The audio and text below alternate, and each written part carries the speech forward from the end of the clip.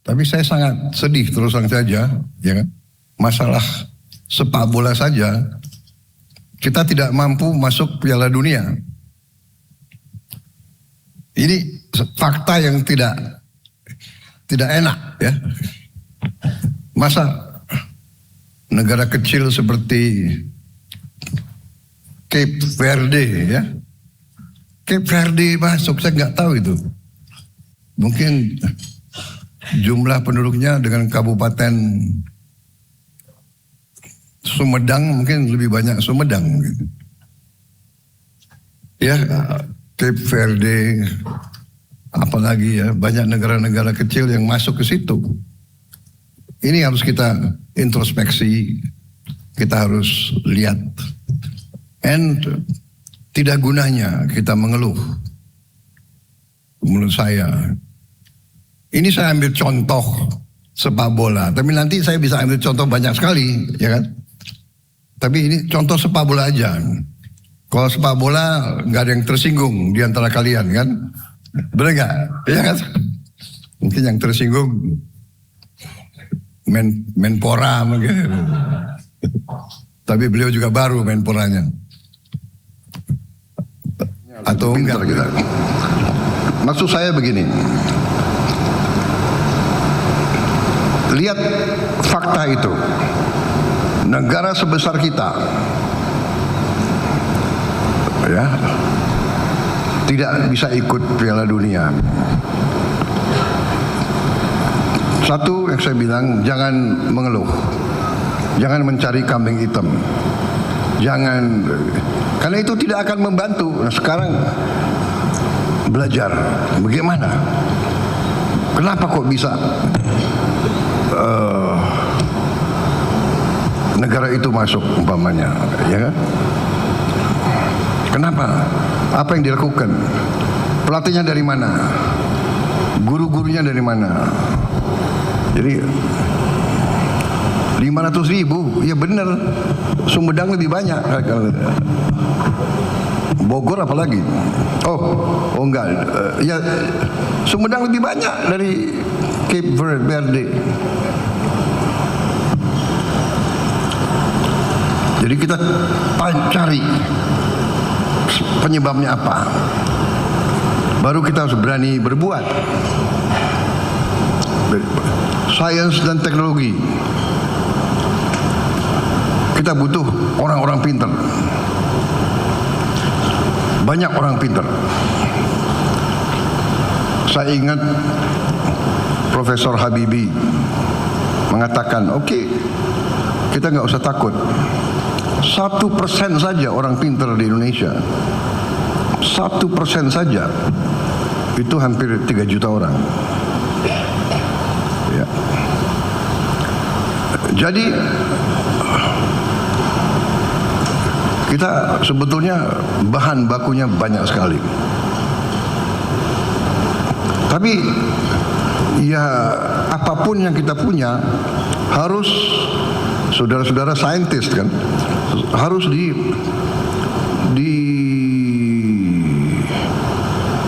dicari, dibina, diberi kesempatan, dibesarkan, didukung melalui suatu proses. Jadi pendekatan kita terhadap kebangkitan suatu bangsa, ya, kebangkitan suatu bangsa, kita cita-cita semua pendiri bangsa kita, termasuk cita-cita kita semua, bagaimana suatu negara di mana tidak ada kemiskinan, bagaimana suatu negara tidak ada ketidakadilan. Nah, kalau kita mendekati dengan cara saintifik, cara rasional, jangan dengan cara lain daripada rasional, ya, nanti kita akan keliru. Rasional, science, mathematics, reality. Reality is science. Reality is mathematics. Ya, kalau kita mendekati dengan pola lain, itu sudah masuk ke ranah lain. Ya. Fakta. Nah, jadi kadang-kadang fakta menyakitkan. Katanya sekarang ada suatu survei namanya PISA, PISA, di mana membandingkan kualitas pendidikan berbagai negara. Kita termasuk tidak terlalu bagus, ya. Jadi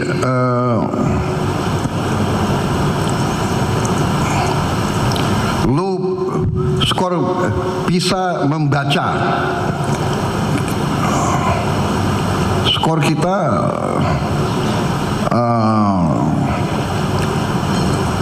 tadi kalau Anda lihat di situ hanya sedikit di atas Filipina. Kita masih di bawah Thailand, di bawah Malaysia, di bawah Belanda, di bawah Vietnam, di bawah rata-rata OECD, di bawah Jepang, di bawah Singapura. Kalau Singapura saya nggak usah kita terlalu khawatir kok, hanya negara 5 juta kok, satu kota, ya kan?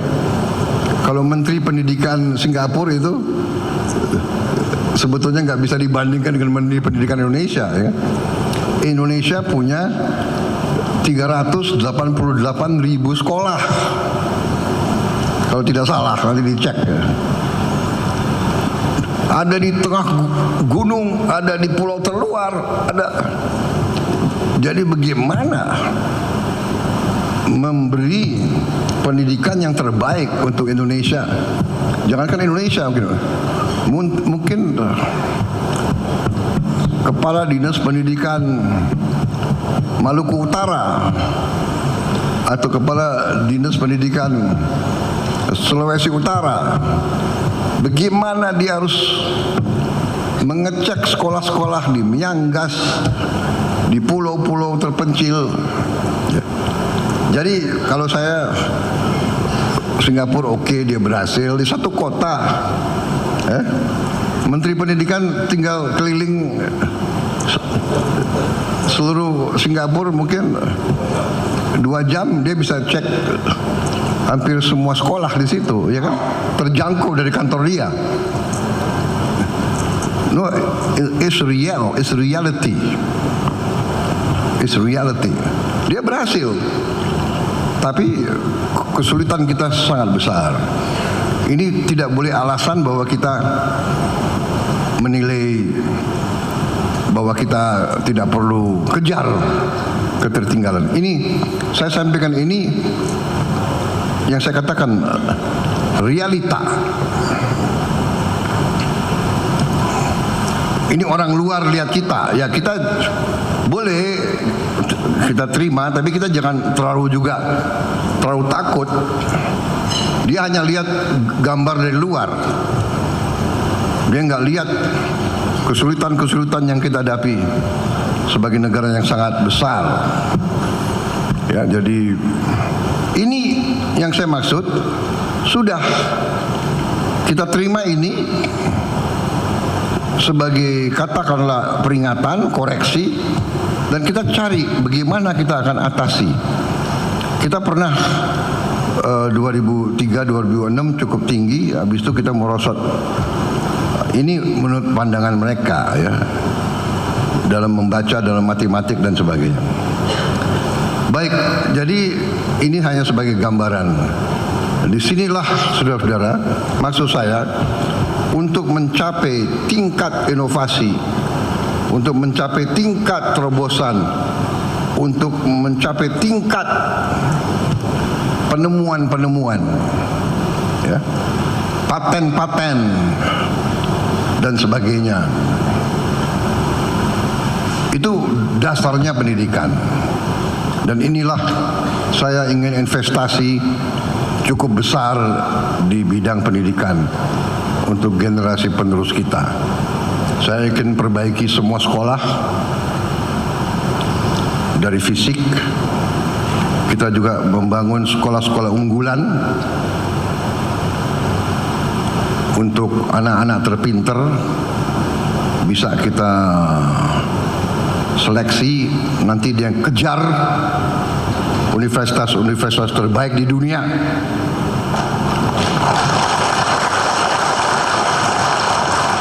Di sekolah unggulan ini kita pakai kurikulum International Baccalaureate, IB. Dia harus dengan standar yang sama dengan yang terpintar di dunia, yang terhebat di dunia, sama.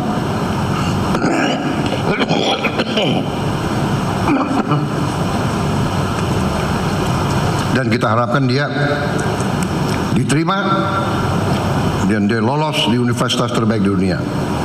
Itu satu cara. Cara kedua, kita kerjasama, kita undang universitas terbaik di dunia kerjasama dengan universitas kita di sini. Entah joint, entah KSO, entah. Jadi kita ada dua cara. Tapi ini investasi jangka panjang. Kita koreksi diri kita sebagai bangsa. Investasi kita di bidang research dan development sangat sedikit, jauh dari yang seharusnya. Ini koreksi kita, ya. Dan juga ke depan kita akan berusaha memperbaiki itu. Ya. Untuk itu tentunya kita perlu dana.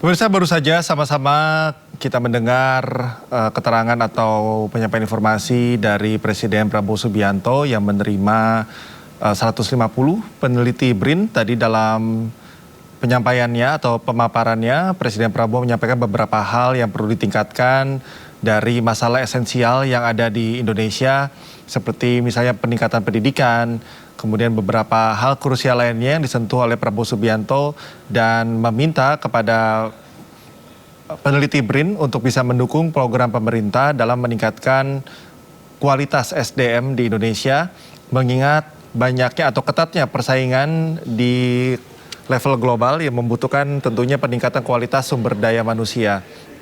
Beberapa hal tadi sempat disinggung oleh Presiden Prabowo Subianto, diantaranya adalah bagaimana meningkatkan sistem pendidikan mulai dari sekolah dasar dan juga sampai ke tingkat perguruan tinggi. Ini yang menjadi salah satu hal paling krusial yang disampaikan oleh Presiden Prabowo Subianto dalam beberapa pemaparannya, sempat kita sama-sama dengar tadi. Dan BRIN sendiri nantinya juga memiliki peran yang cukup vital dalam menentukan atau memberikan rekomendasi kepada pemerintah mengenai arah kebijakan yang akan diambil, terutama untuk yang menyentuh kebijakan atau kebutuhan dari publik. Dan pertemuan ini juga akan terus masih dilanjutkan. Pemirsa, kita juga akan memantau bagaimana perkembangan terkini dari pertemuan antara Presiden Prabowo Subianto dengan sejumlah peneliti BRIN.